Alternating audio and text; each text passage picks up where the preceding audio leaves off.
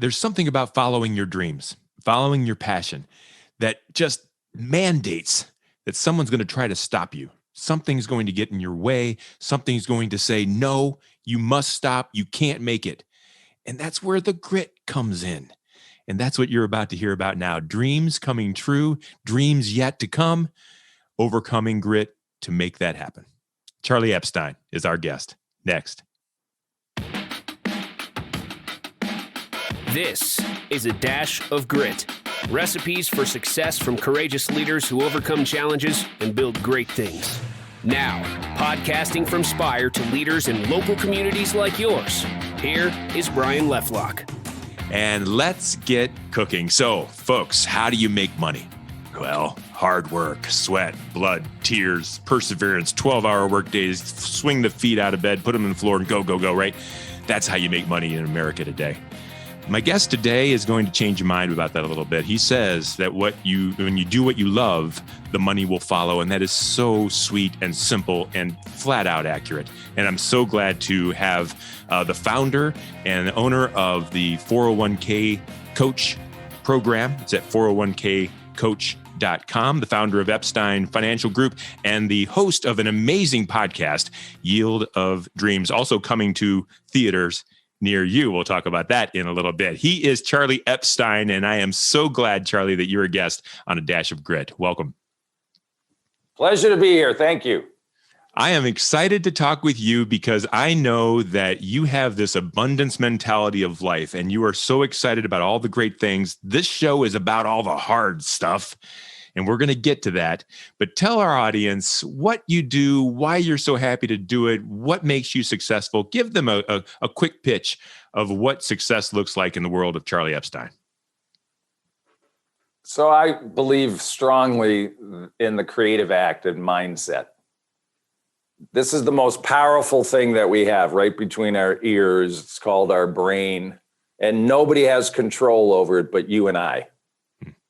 And so every day you get to wake up and decide, is it going to be a good day or a bad day just because you say so? And then what happens for people is their mind says something else, or they have a feeling or an emotion. Oh, I don't feel good. Mm-hmm. I'm sore. Oh, my back is bothering me. Oh, somebody said something to me yesterday that really brought me down. I read something in the newspaper. Poppycock. Everybody has a voice in their head. You know, I have people close their eyes and I just say, just listen for a minute. Yeah. Just listen to that voice. And I'll say, you know, that voice that just said, what voice? I don't hear anything. What the hell is he talking about? Why is he even talking to me at all? I don't have a voice in my head. We all have that voice that constantly, you know, you can call it the ego, the mind, whatever. And you have this dial. Everybody is born with this dial. It's called the volume dial. And you can either turn the volume up on the negativity that your voice has, mm-hmm. or you can turn the volume down. We're all born with the same opportunity. We're all born, forget your circumstances for a moment. We're all born with the same opportunity to create whatever we want to create on any given day. I don't care if you're a kid in Harlem, Mumbai in the ghetto, or you grew up with a silver spoon in your mouth.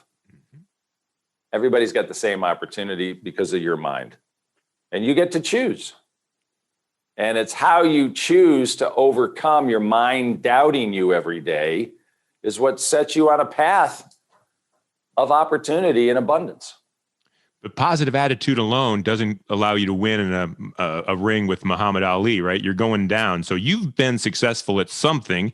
All this positivity and abundance mentality has gotten you somewhere. Tell me, how do you make your money? Talk about a little bit about your career, like the job. What do you do, Charlie? That's a good question. My clients I know. I knew you'd love that question. My clients ask me that every day. What do you do? What do you do? Who are you? What do you do? You know? Yeah, what do you do? You know, I blame it on my parents. My mother was an opera singer, and her father, my grandfather, was concertmaster at Radio City Music Hall, and my father was an entrepreneur, and his father, my grandfather Max, was an accountant. So what do? I'm an entrepreneur and an entertainer. I'm an entertainer and I'm an entrepreneur. And every day I wake up and I try and combine those two elements of entrepreneurialism and entertainment. The entertainment is probably mostly for me, but I love to entertain people. And what I do every day, my ministry in life is to ease people's pain and suffering about their money. That's my ministry in life. 41 years in the financial services business. My goal is to help people identify their yield of dreams. What are they yielding for, holding back, and what have they always wanted from life, and what's stopped them, and then how to design their life, their finances, to create a paycheck for life so they can do everything they desire to do. I'm in the desirement business. Yeah. And that's why I asked you. That's why I asked you, because I knew. So you take something like financial services and planning and retirements, and you take that topic, and that doesn't sound like much fun to me. And yet you're one of the most fun guys I've ever met. And so I wanted people to know he's doing this. He's helping people, but he's doing it because he loves this stuff. Yeah, I'll share an example with you. I was on a Zoom call yesterday with new clients, found me because of a podcast I was on with Justin Donald, the lifestyle investor, reached out to me on LinkedIn and said, I need your help. I'm in pain. And we have a process. We call it this family CFO process. I like to say every company has a chief financial officer. We want to be your family's CFO. And when you work with us, we're going to create greater simplicity, focus, and balance in your financial affairs and create greater clarity, confidence, and help you find the capabilities that you need to be successful. So I'm going to say his name is Bob, owns companies, very successful, but stressed out. Wife, adoring, doesn't work in the business. She just wants him to be happy. And it was clear that he's just working, and not living and enjoying life. And she's, the first time we met, he was in the office. She was down in Charleston with her girlfriends. I'm like, well, there's a disconnect. So the first thing I said to them at the opening of our Zoom call yesterday was, I've got a list of action steps. And most people, when they talk to the financial advisor, like, oh my God. Yeah. Show me some charts. Here's some charts and the S&P 500. And, every one of my, I don't have competitors, but every one of my business, they all say the same thing. Just give us your money and we'll show you how to save and invest it. Right. You know what I view my biggest job today is, Brian? What?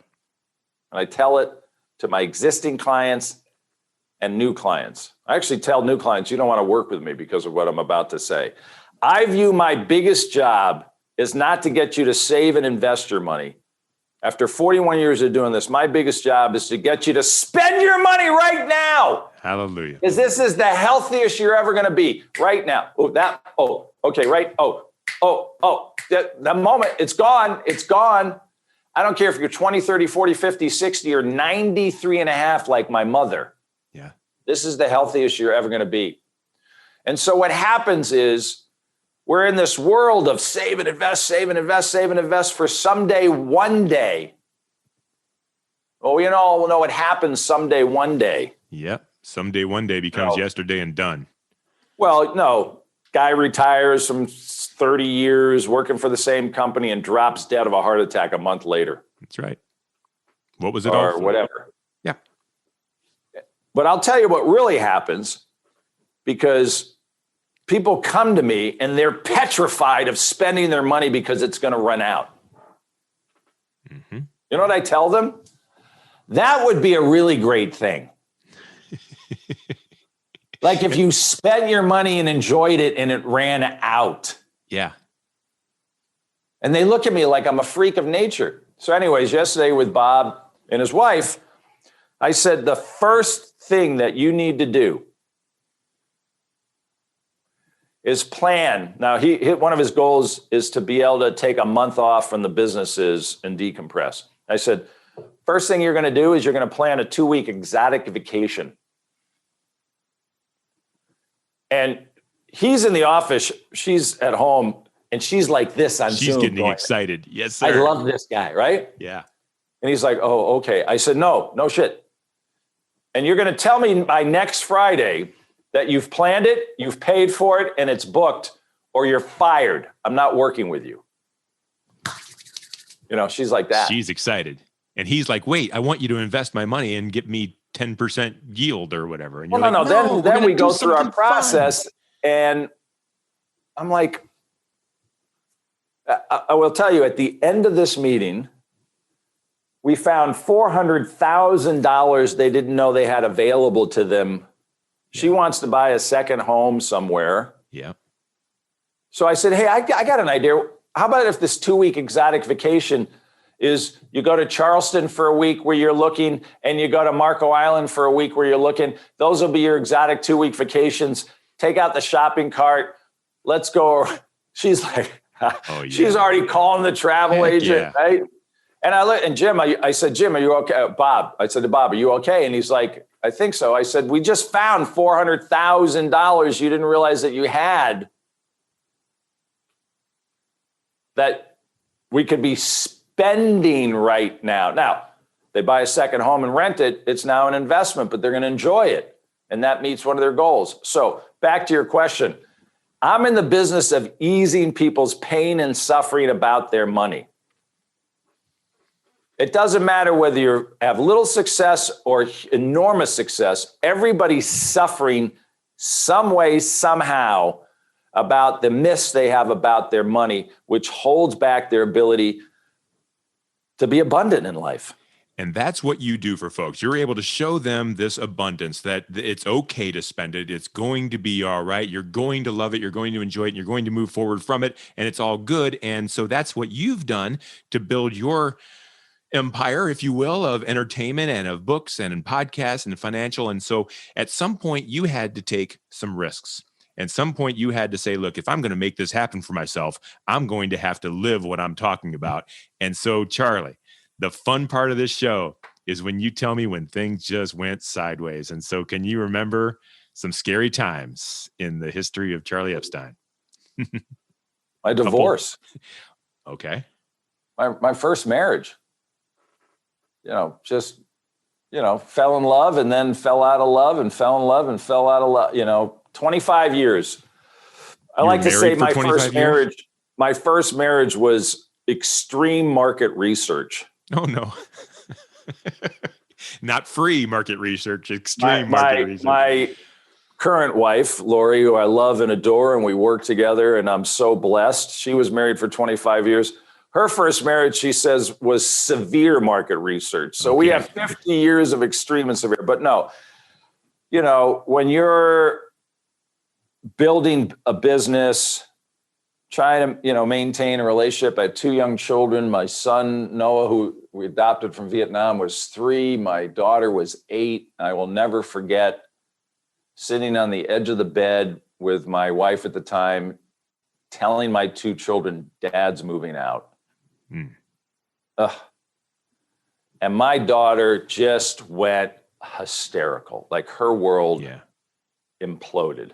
This was the happiest, always had a smile on her face, just sobbing hysterically. And my son, who was 3, who barely talked, sat up and said, I want to live with Dad. It was rip your heart out. And so you ripped your heart out. And how do you actually finish that? How do you not say, you know what, kids, I'm sorry, Mom and I are going to make this work? Because you're ripping their hearts out. How do you not? We did it for years. We tried to make it work for years. The friction, the lack of respect, wherever marriages go wrong, it takes 2. It's not 1. It takes 2. I'm 100% responsible for my actions. And then this is the only way I can describe the next 7 years. 5 lawyers. 5 judges, 5 GLs, and $5.5 million later. Oh, my Lord. How's that? And that's worth it? I mean, how do you not quit? In the middle of all that, I had launched the 401k coach program.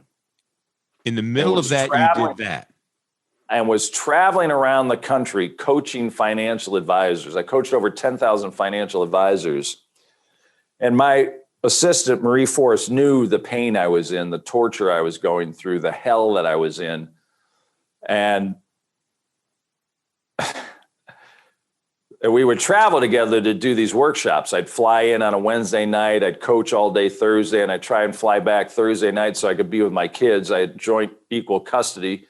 I actually spent more time with my kids during this period of time than had I not gotten divorced. So that was the one positive. Good. And she would call me up in the morning and say, "You okay?" I said, "I'm okay."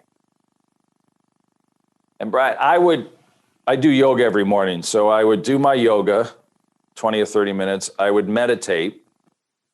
And in the middle of meditating, I would just break out sobbing. I mean, hysterically sobbing. Like my guts were being ripped out. My whole future, everything I'd built, money, pride, all that. And then I'd come downstairs, I'd walk in the room, and Marie would look at me and she says, "You ready to go?" And I'd say, "Showtime." Oh my. And you know about that. Yep. There's a show to be put on. There's work to be done.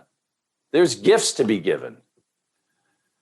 And that's what you do. You put one foot in front of the other, and you don't blame people. Was I angry? I was angry. Was I bitter? I was bitter. But not in front of my clients, not in front of my advisors I was coaching. I'm interested when you are in that kind of pain and showtime, and then the show's over and you're back into, I assume, back into that kind of pain. I have a feeling that cycle happens. Looking at today, very successful Charlie Epstein, dreams coming true, helping other people's dreams come true. Was that still the goal that kept you going, or was it day to day, minute to minute, trying just to get to the next show? What drove you when you were at your lowest to get back to where life is? First, my kids. Yeah. Like I put in our, I'm sharing some intimate stuff here, but so be it. That's what life is. I put in our divorce agreement that my soon-to-be ex-wife and I could not move more than 15 minutes from each other, not miles, minutes. So I owned a property. It was 13 and a half acres. I was raising sheep on the property. Don't I look like a shepherd? I mean, it had a 2-acre lake, and I walked out and said, "Here, it's yours." And I moved a half a mile up the road. I found a house. Yeah. So the first goal I had was make this as easy as possible on the children, because it's going to be brutal. As easy as possible. So that was a commitment that I made. So the first thing was, I love my children. And Dad's going to still be a shining beacon through this insanity, this just warfare. It's total warfare. And a demonstration of, just the power of perseverance. The other thing is I made a decision, which was to try and be as gracious about it as possible. One of my lawyers said to me, "What price happiness?" Well, I can tell you. I just gave you a number. Yeah. Worth every penny. Yeah. And my lawyers used to say to me, "You'll just make it back." And when you're in the thick of it, you're like, there's no freaking way. It's being ripped from you, everything you worked for. Guess what? 10 times. Yeah. Made it back. Yeah. Happier than I've ever been in my life. Blessed. Kids are healthy. Married to the woman I adore and love, 12 years. And it sucks when you're going through it, folks. It's real. It's painful.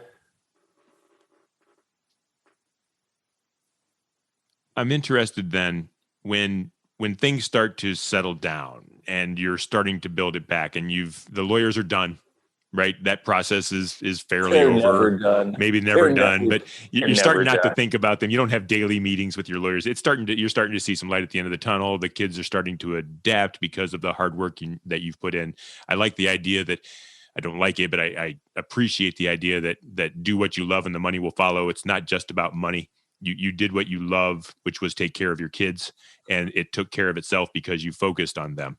But when you did, and things started to turn around, and you're able to really focus on your job, you've got support, and you met your new wife, and so talk to me about some of those hurdles. You saw the dreams that now could come true.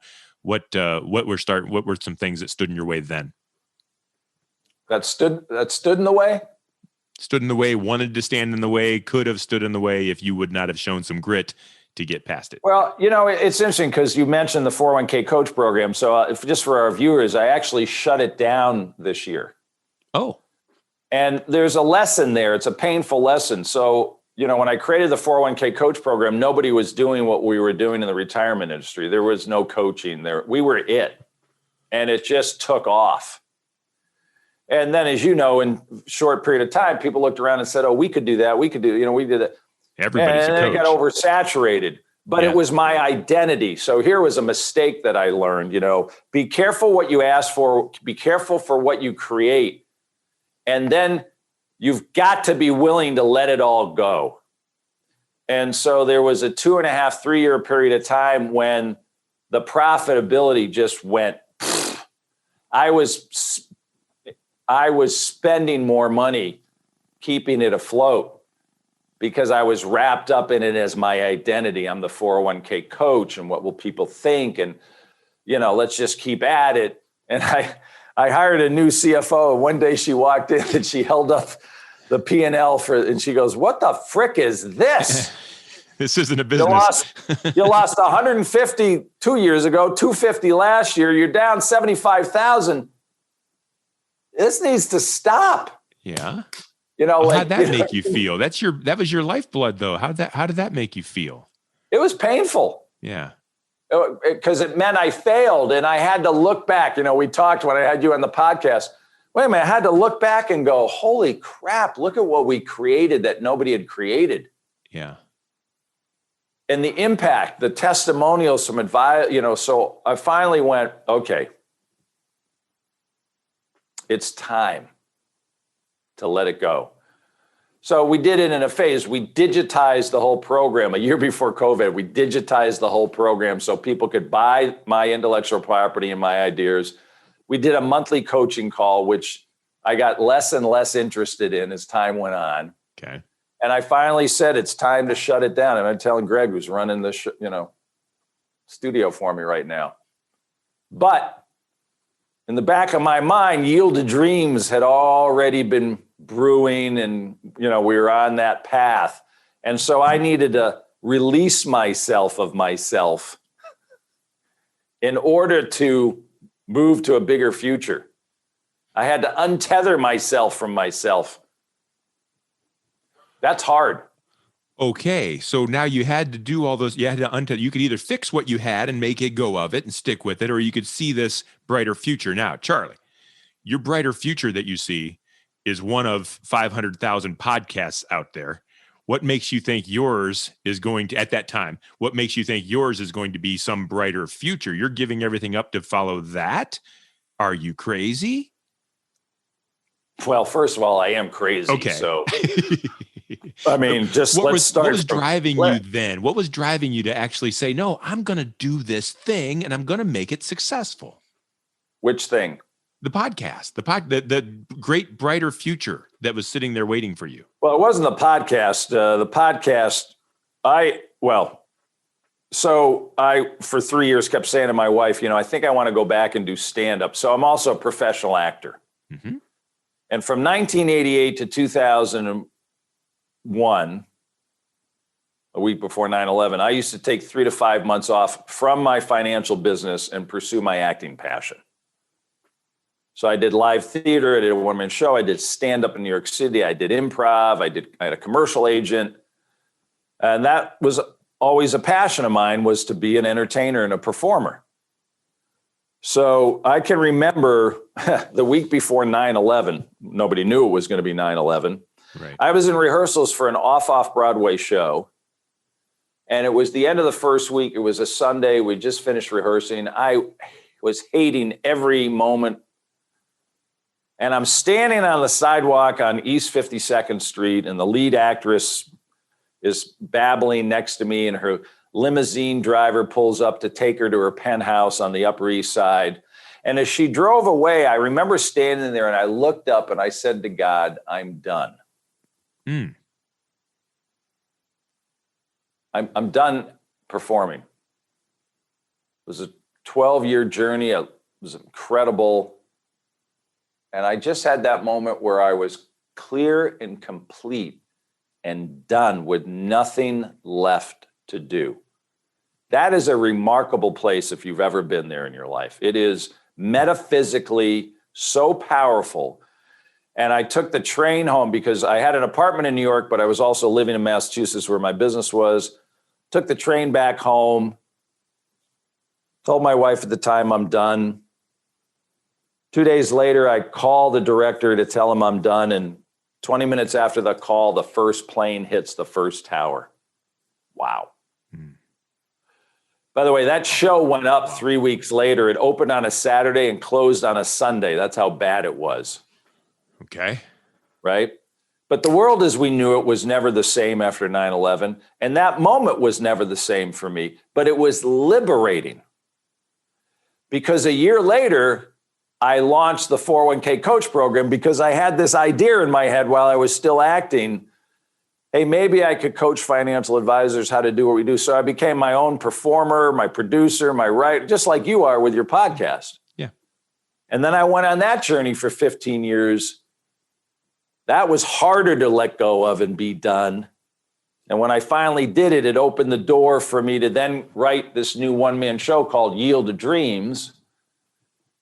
And the podcast was just, for me, it's just a playing ground for me to talk about these concepts that I talk about in the one-man show. I see. And meet really fascinating people like you. Yeah. And hopefully some people will be interested. And so what kind of success have you seen so far with that? Is the dream is there, the show is there. There's still a lot of grit to go to make this thing come true. So you and I were talking about writing a book, and you were like, geez, I want to write a book, but I don't know how to do it.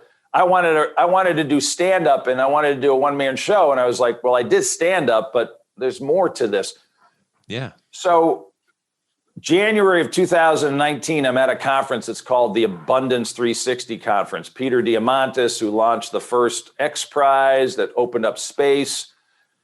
And first session, this guy, Mike Koenig, sits down next to me, who I knew. And I turned to Mike and I said, I've been wanting to talk to you. So we had lunch. And Mike is a super creative guy. He's got a podcast called Capability Amplifier with Dan Sullivan. He's got 2 other podcasts. Amazing.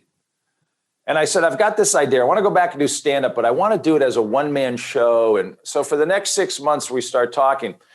And he finally calls me up. He says, I got an idea for you.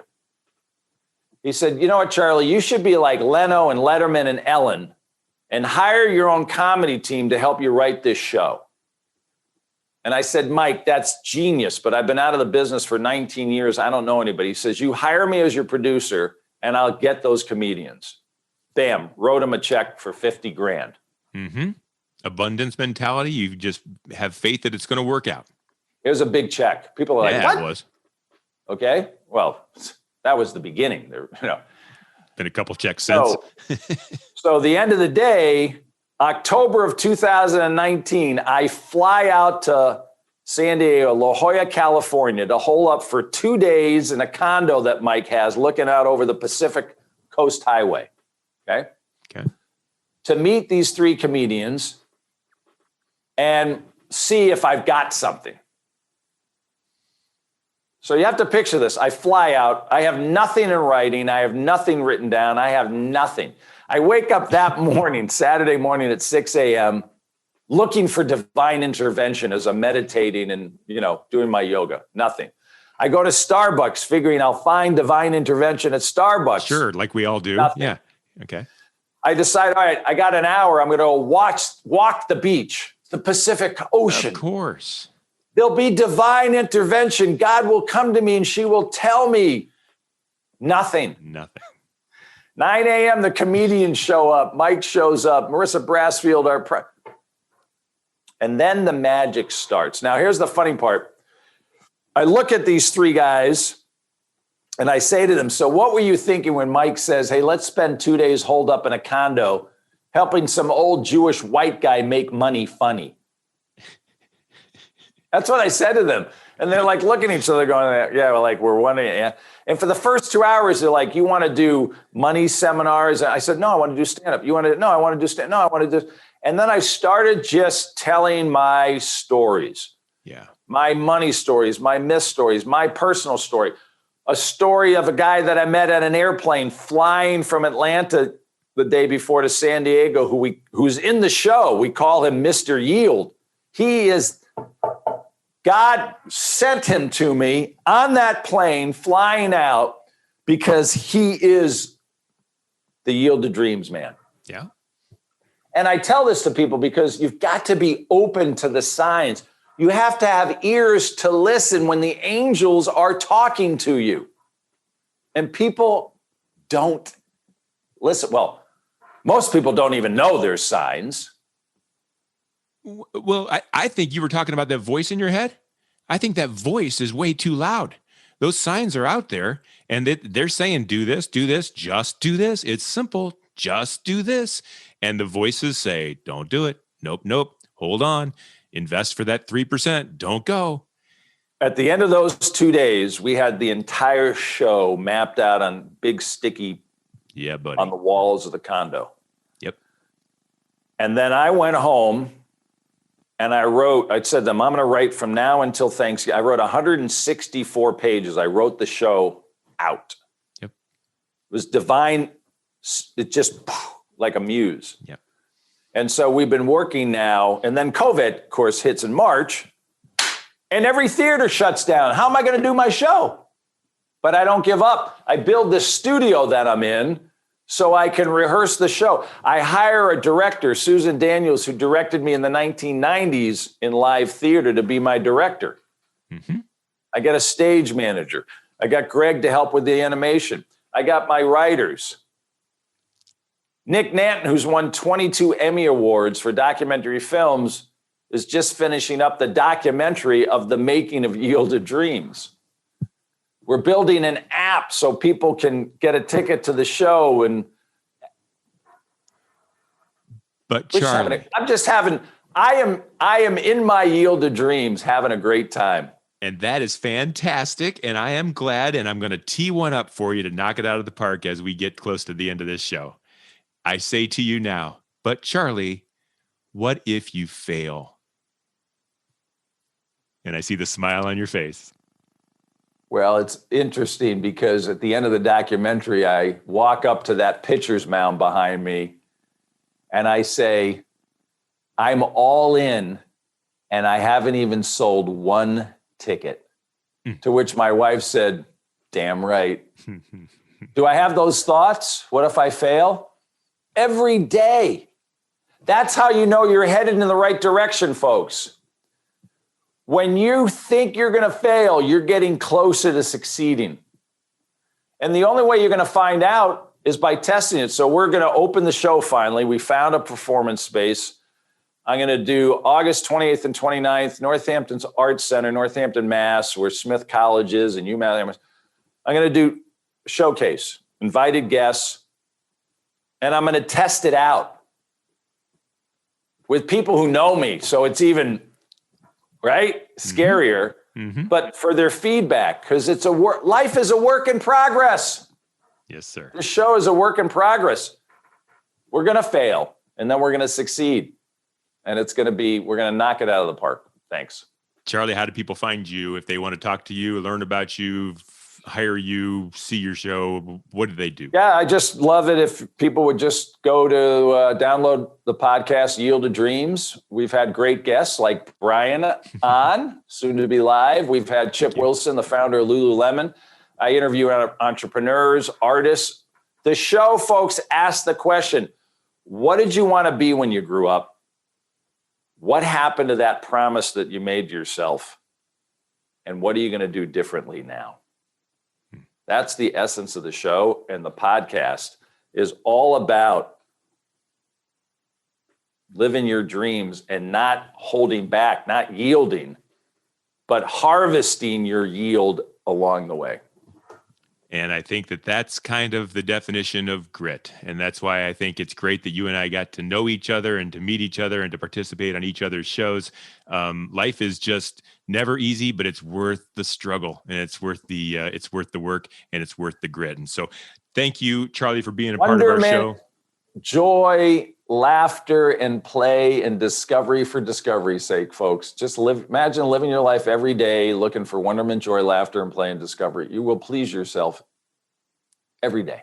Every single moment. Worth putting your feet out of bed for and going to the job, as some folks call it. Absolutely. Hey, folks, real quick plug for Spire, because that's how we pay the bills around here. If Charlie has inspired you, and I know he has, please know that that's what Spire tries to feed off of. We just want you to succeed. If you're a business owner, an entrepreneur, and you're trying and you're struggling and you're trying to figure out a way, let us help you. We do brand strategy, digital marketing, ways to reach your folks, ways to drive revenue, ways to build your business. All we care about is that you succeed and knock it out of the park, as Charlie and I were talking about just a second ago. You can find us at spiread.com. Charlie, this has been a tremendous pleasure to meet you. I feel like we are kindred spirits. We care about the future, and we're willing to do what it takes to get there. And so any last final things that you want to share with everyone just to inspire them one more time? Dare to be bold every day. Dare to be bold. Enough said. Dash of Grit is available where you're listening right now, and come back again. We do this once a week. Take care, and until the next time, stay gritty and win the day. This is a Dash of Grit. Recipes for success from courageous leaders who overcome challenges and build great things.